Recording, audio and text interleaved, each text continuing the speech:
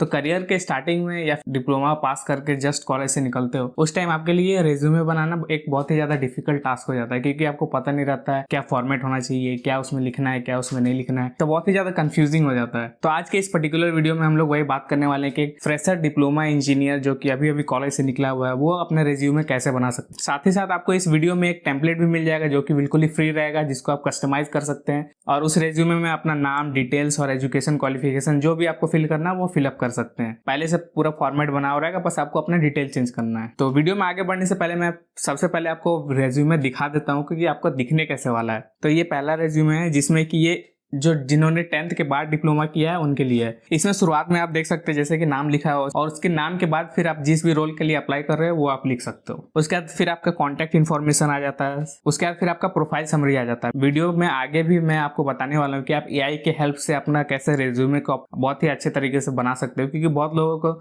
जब फ्रेशर होते हैं उनको नहीं पता होता है कि प्रोफाइल समरी में क्या लिखना है, स्किल्स में क्या ऐड करना है, क्या नहीं करना है। तो हर एक सेक्शन के लिए आपको एक एग्जाम्पल मिल जाएगा कि आपको उसमें क्या फिल करना है, क्या नहीं।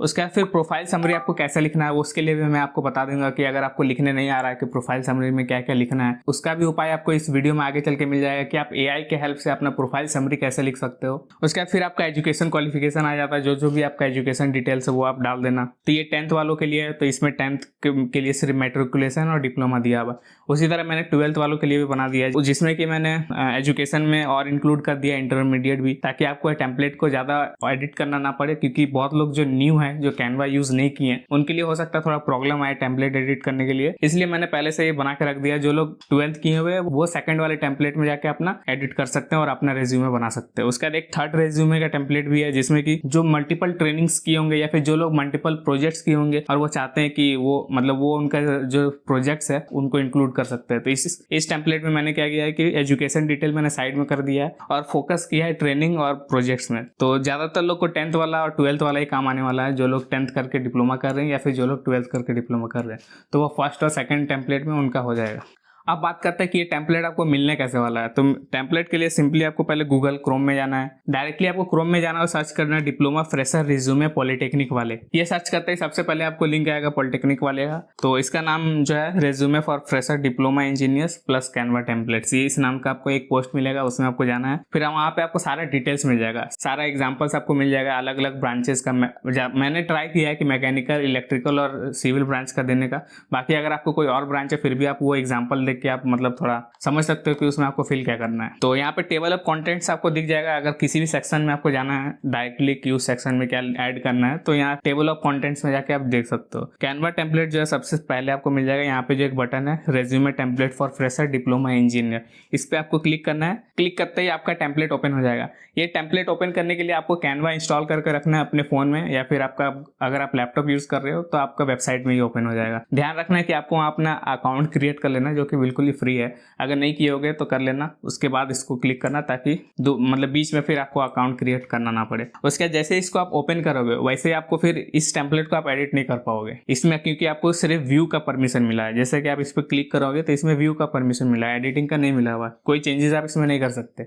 इसमें चेंजेस करने के लिए इसको आप अपने कैनवा अकाउंट में आपको इसको कॉपी करना पड़ेगा। कॉपी करने के लिए यहाँ फाइल में जाना है डायरेक्टली, यहाँ ऊपर में आपको फाइल मिलेगा। यहाँ पे फिर आपको देखने को मिलेगा मेक अ कॉपी। इस मेक अ कॉपी पे क्लिक करना है आपको। तो फिर ये आपके कैनवा अकाउंट में ये अपना एक कॉपी बना लेगा। तो कॉपी बनने के बाद आप इसको एडिट कर सकते हो। आप हर एक सेक्शन को एडिट कर सकते हो। सबसे पहले तो आपको यहाँ अपना नाम एडिट करना है। जैसे आप नाम पे क्लिक करोगे फिर दोबारा उस पर क्लिक करोगे तो आप इसको एडिट कर सकते हो। तो इसमें जैसे कि मैं इसको डिलीट करके, मतलब आप जैसे ये नीचे का जो स्पेस बार होता है इससे आप इसको मूव भी कर सकते हो, कर्सर जो भी है।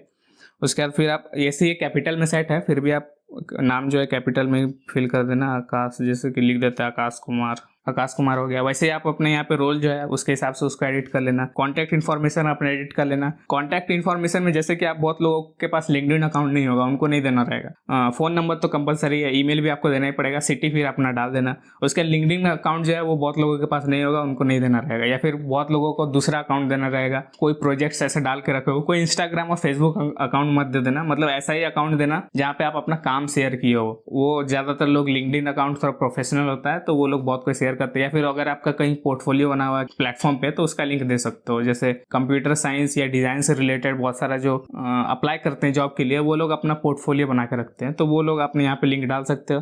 और इस लोगो को एडिट करने के लिए सिंपली आप इस लोगो पे क्लिक करोगे और इसको यहाँ डिलीट बटन आ रहा है, डिलीट कर दोगे। फिर न्यू ऐड करने के लिए यहाँ पे आपको सिंपली जाना है, पहले तो इसको क्रॉस करना है। अब कोई भी जैसे लोगो या फिर शेप ऐड करने के लिए आपको एलिमेंट्स यहाँ पे दिखेगा। अगर आप कैनवा पहले यूज नहीं किए होगे तो बहुत ही आसान, उतना भी ज्यादा मुश्किल नहीं है। पहली बार यूज कर रहे हैं तो सिंपली आपको ज्यादा चेंजेस नहीं करना है, जो आपको नहीं रखना है उसको सिंपली डिलीट करना है। जैसे कि लिंक्डइन है, मान लीजिए मुझे नहीं रखना, यहाँ से मैंने इसको डिलीट कर दिया, यहाँ से मैंने लोगो को डिलीट कर दिया।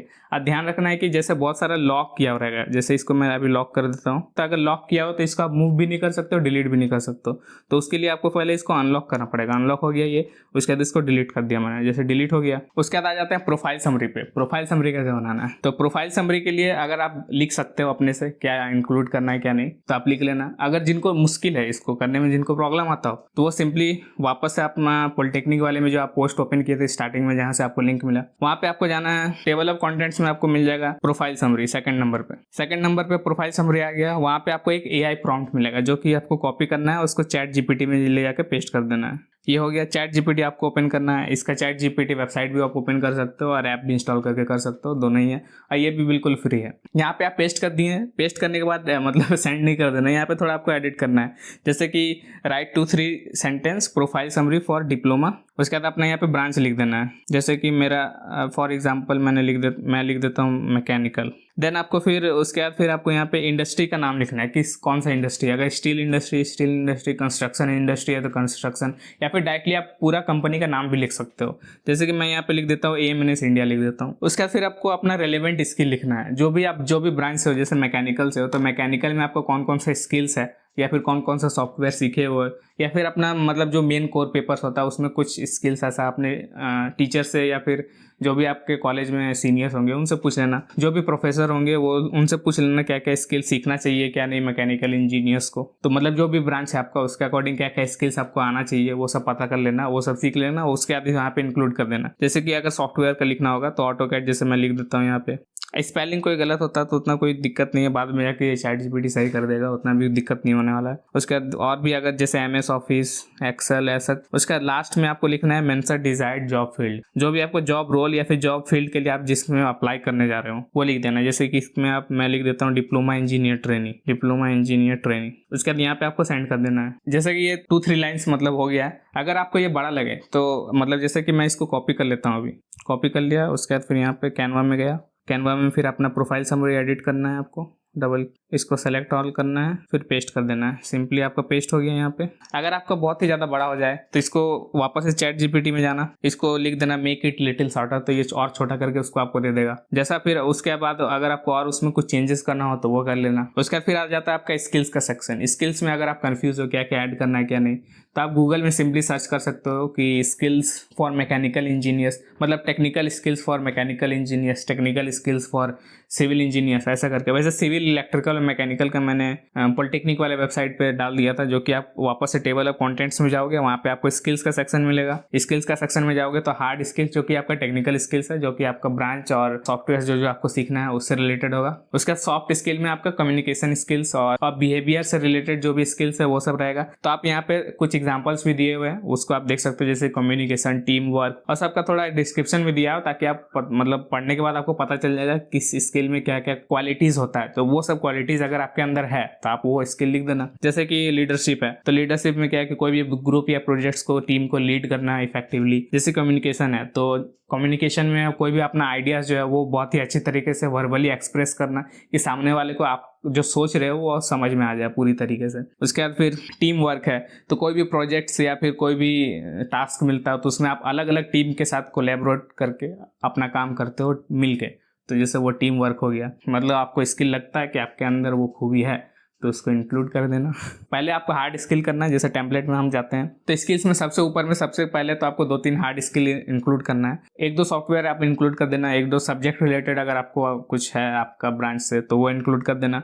बाकी MS ऑफिस तो सबको आना चाहिए, जैसे वर्ड, पावर पॉइंट, ये सब कुछ MS ऑफिस में आ जाता है। तो एक साथ अगर अलग अलग आपको नहीं लिखना तो एक साथ MS ऑफिस में डायरेक्ट लिख सकते हो। बाकी फिर कुछ 2-3 सॉफ्ट स्किल लिख देना। तो इसको भी आप जैसे एडिट करोगे तो यहाँ डबल क्लिक करोगे तो ऐसे आप इसको एडिट कर सकते हो। इसमें अगर कुछ ऐसा प्रॉब्लम हो जाए तो इसको बुलेट पॉइंट्स करने के लिए नीचे आप स्लाइड करोगे तो यहाँ पे लिस्ट है, देखो ये लिस्ट ऑन ऑफ करोगे तो ये लिस्ट में कन्वर्ट हो जाएगा। तो बाद में अगर मतलब टेम्पलेट का अगर कुछ मिस्टेक हो जाए तो वैसे सिंपली आप अगर कुछ ऐसा गड़बड़ हो जाए टेम्पलेट में, ऊपर में आपको अंडू रीडू का ऑप्शन मिलेगा, उससे आप जैसे अंडू और रीडू कर सकते हो। जैसे कोई भी चेंजेस है, जैसे देखो नेवी स्वर को मैंने अभी चेंज किया था तो ये चेंज हो रहा है। तो कोई भी ऐसे दिक्कत हो जाए तो वहाँ पे अंडू कर लेना आप। उसके बाद फिर आ जाता है आपका एजुकेशन का, तो आप देख लेना जो भी आपका मतलब जो लेटेस्ट वाला है सबसे ऊपर में रखना। जैसे कि डिप्लोमा सबसे लेटेस्ट है, वो मैंने ऊपर में रख दिया है। उसके बाद मेट्रिकुलेशन होगा या फिर इंटरमीडिएट का टेम्पलेट अगर आप जाओगे, ये रहा इंटरमीडिएट वाला, तो इसमें बीच में मैंने इंटरमीडिएट डाल दिया। जो भी आपका रहेगा इंटरमीडिएट इन आर्ट्स साइंस जो भी आप किए होंगे वो लिख सकते हो। तो उसके बाद फिर ट्रेनिंग का आ जाता है। ट्रेनिंग में आप पहले तो अपना कंपनी मेंशन कर देना किस कंपनी में ट्रेनिंग की है वो। उसके बाद फिर आपको अपना इंटर्नशिप जो भी आपके सर्टिफिकेट मिला होगा उसमें जो लिखा रहेगा वो भी लिख सकते हो। उसके बाद मैंने ब्रैकेट में कितने टाइम का था वो मैंने लिख दिया 1 मंथ। उसके बाद 2 पॉइंट में आपको थोड़ा एक्सप्लेन कर देना है कि आपको वहाँ पे क्या क्या रोल एंड रिस्पॉन्सिबिलिटीज रहा था, या फिर कौन कौन सा एरिया में आपका ट्रेनिंग हुआ है और आप वहाँ पे क्या क्या सीखे हो, ये सब आप 2 पॉइंट में लिख देना। अगर आपको इसमें भी कोई दिक्कत होता है तो सिंपली आपको चैट जीपीटी ओपन करना है, उसमें आपको सब कुछ बता देना, वो 2 पॉइंट में करके आपको दे देगा। उसके बाद फिर हॉबीज आ जाता है। हॉबीज में आपको 2-3 मतलब 2-4 ऐड कर सकते हो। 2-3 मतलब थोड़ा पढ़ाकू वाला हॉबीज डाल देना, या फिर 1-2 स्पोर्ट्स रिलेटेड हॉबीज डाल देना। लेकिन जो भी हॉबीज डालो आपको आपका इंटरव्यू और उससे क्वेश्चंस पूछ सकता है, तो उसके बारे में थोड़ा बहुत आपको पता होना चाहिए। लाइक अगर क्रिकेट हॉबीज में लिखे हो और आपको पता ही नहीं 1 ओवर में कितना बॉल होता है या T20 में कितना ओवर्स होता है, तो फिर आपको इंटरव्यू में दिक्कत हो सकता है। तो ये थोड़ा बहुत पता कर लेना। मतलब जो भी आप रियल में अगर आपका हॉबीज होगा उसका आप प्रैक्टिस करते होंगे तो ऑब्वियसली उसका रूल और बाकी चीज भी आपको पता होगा। लेटेस्ट करंट अफेयर, इस साल IPL में कौन जीता, अगले मतलब पिछले साल वर्ल्ड कप में कौन जीता था, ये सब मतलब जनरल नॉलेज थोड़ा पता कर लेना अपने हॉबीज से रिलेटेड। बाकी अगर सही में कुछ अगर मतलब हॉबीज को प्रैक्टिस करते करते सही में आप कोई डिस्ट्रिक्ट चैंपियन या फिर कोई टूर्नामेंट जीतते होंगे तो उसको भी आप बता सकते हो। उसके लिए मतलब थोड़ा प्रिपेयर कर लेना अपने आप को। और ट्रेनिंग और एजुकेशन ये सब से रिलेटेड भी तो आपको प्रिपेयर करना ही है। जैसे आप जो भी ट्रेनिंग रिलेटेड यहाँ पे इन्फॉर्मेशन डालोगे उससे रिलेटेड भी आपको अपने आप को प्रिपेयर कर लेना है। उसके नेक्स्ट आपका आ जाता है लैंग्वेजेस जो है, इसमें आपको जो लैंग्वेजेस आता है बेसिकली इंग्लिश तो आपको इंक्लूड करना ही, क्योंकि अभी के टाइम पे जो भी डॉक्यूमेंटेशन होता है सब कुछ इंग्लिश में होता है। मतलब प्राइवेट कंपनीज में तो इंग्लिश में ही होता है, गवर्नमेंट कंपनीज में सेकेंडरी लैंग्वेज भी होता है, वहाँ का लोकल लैंग्वेज या फिर जो भी स्टेट में आप बिलोंग कर रहे हो वहाँ पे डिपेंड करता है। लेकिन प्राइवेट कंपनीज में ज्यादातर इंग्लिश में ही होता है। इंग्लिश आपका मतलब इंक्लूड करना ही है। उसके बाद फिर जो भी और आपको लैंग्वेज आता होगा उसको इंक्लूड कर देना। और लैंग्वेज का लेवल आपको इंक्लूड करना है कि आपका मतलब वो लैंग्वेज किस लेवल तक आता है। उसके लिए आप वापस से पॉलिटेक्निक वाले वेबसाइट में चल जाना। यहाँ टेबल ऑफ कंटेंट्स में आपको मिलेगा लैंग्वेजेस में आपको जाना है। यहाँ पे मैंने 5 लेवल दे दिया, basic, conversational, proficient, fluent and native. Level 1 जो हो गया वो बेसिक हो गया, लेवल 5 हो गया नेटिव मतलब आप वहीं पैदा हुए हैं, वहीं पे आपको बचपन से वही लैंग्वेज आ रहा है, वो लैंग्वेज में आप मास्टर हो। और बेसिक मतलब आपको बेसिक्स आता है, तो उसके हिसाब से जो लेवल है अपना देख लेना। उसके बाद फिर आपका आ जाता है प्रोजेक्ट्स का सेक्शन। तो प्रोजेक्ट का सेक्शन में सिंपली आपको जो भी आपका प्रोजेक्ट का नेम था वो लिखना है, उसमें आपका रोल क्या था वो लिखना है। देन आपको 2 लाइन में थोड़ा एक्सप्लेन कर देना है कि आपका रोल मतलब आप काम क्या किए थे। देन आपको एक और पॉइंट इंक्लूड करना है, नॉलेज मतलब उसमें आप सीखे क्या उस प्रोजेक्ट को बनाते हुए, या फिर अगर कोई अचीवमेंट मिला होगा उस प्रोजेक्ट को में, अगर आप कॉलेज में अगर जीत गए होंगे सारा ब्रांच में आपका प्रोजेक्ट बेस्ट था, तो वो भी आप लिख सकते हो। यहाँ पे 2-3 पॉइंट में इसको आपको कंप्लीट करना है। तो ये सब कंप्लीट करने के बाद ये पूरा आपका रेज्यूमे तैयार हो जाएगा। और ये रेज्यूमे देखो जैसे कि आप मतलब भरा भरा लग रहा है, ऐसे खाली खाली नहीं लग रहा है, और एक ही पेज में सब कुछ आ गया है। तो बहुत लोग क्या करते हैं कि एक तो पहला पेज ही फुल नहीं हुआ रहता है और सेकंड पेज भी भर देते हैं, 2-2 पेज का रेज्यूमे बना देते हैं। वो आपको नहीं करना है। फ्रेशर्स में एक ही पेज का रेज्यूमे इनफ है। अगर आप बहुत ही ज्यादा खतरनाक तरीके से बहुत सारा प्रोजेक्ट्स बना कर नहीं रख दिए हो, एक प्रोजेक्ट है, एक ट्रेनिंग है और आपका एजुकेशन क्वालिफिकेशन है, उसमें आपका 2 पेज का रेज्यूमे तो जाना ही नहीं चाहिए। ये रेज्यूमे आप देख सकते हो कितना अच्छा है। और एक बार जैसे ये पीछे वाला बैकग्राउंड वाला है तो उसको भी आप एडिट कर सकते हो या सिंपली डिलीट करके हटा भी सकते हो, जैसे कि मैंने हटा दिया। ये इसको मैंने बताना भूल गया था। तो ये देख लेना कि ऊपर में आप अपना नाम लिखोगे, पीछे में आपका MKM लिखा रहेगा, तो हो सकता है आपको इंटरव्यू पूछ दे कि MKM का मतलब क्या है। उस टाइम आपको याद करना पड़ेगा ये कि मैंने तो ऐड नहीं किया था, ये कहाँ से आ गया। तो इसको भी आप एडिट कर लेना। हर एक चीज आप अपना अकॉर्डिंग जो भी आपका डिटेल्स है अपना डिटेल्स हटा देना। तो 1 by 1 करके पूरे रेज्यूमे में जाओगे तभी आप अपना डिटेल्स मतलब हर एक चीज को रिप्लेस कर पाओगे। तो अब हम लोग देख लेते हैं जो हम लोग ने अभी रेज्यूमे एडिट किया उसको डाउनलोड कैसे करना है PDF फॉर्मेट में। तो जो भी वर्क आपका था वो आपका सारा एक जगह पे दिखेगा। दिखेगा कैनवा, जब भी आप नेक्स्ट टाइम भी ओपन करते हो तो उसमें आपको अपना वाला रेज्यूमे ओपन कर लेना है। उसके बाद ओपन होते ही आप देखोगे हम लोग जो अभी रेज्यूमे एडिट किए थे वो ओपन हो चुका है। उसके बाद इसको डाउनलोड करने के लिए ऊपर में जो शेयर बटन है वहां आपको क्लिक करना है। शेयर बटन पे क्लिक करने के बाद फिर आपको यहाँ सेव एज का ऑप्शन दिखेगा, उसमें जाना है। देन आपको वहाँ पे फाइल टाइप्स ध्यान रखना है कि वो पीडीएफ सेलेक्ट हो। पीडीएफ स्टैंडर्ड सजेस्ट कर रहा है तो हम लोग उसी के साथ चलते हैं। देन आपको सिलेक्टेड पेजेस में जाना है, वहाँ पे आपको अपना वाला टेम्पलेट सेलेक्ट करना है जिस पे आपने अपना एडिट किया है। जैसे कि स्टार्टिंग में मैंने दिखाया था, इसमें मैंने 3 टेम्पलेट्स शेयर किया हुआ है, 10th वालों के लिए, 12th वालों के लिए और जो जिनको मल्टीपल प्रोजेक्ट्स ऐड करना है उनके लिए। तो उसके हिसाब से जो भी, जैसा कि मैंने तो इस वीडियो में फर्स्ट वाला टेम्पलेट एडिट करके दिखाया है, तो यहाँ पे मैं पेज 1 ही सेलेक्ट करूंगा। और पेज जो 1 सेलेक्ट, मतलब पेज 1 अगर इसमें ओपन किया हुआ तो वो करंट पेज है। आप देख सकते हो पेज 1 सेलेक्ट हो गया है। पेज 1 सेलेक्ट करके फिर आपको डन कर देना है। डन करने के बाद फिर आपको डाउनलोड का बटन यहाँ पे प्रेस कर देना है। फिर ये स्टार्ट हो जाएगा डाउनलोड होना। फिर ये आपका फाइल मैनेजर में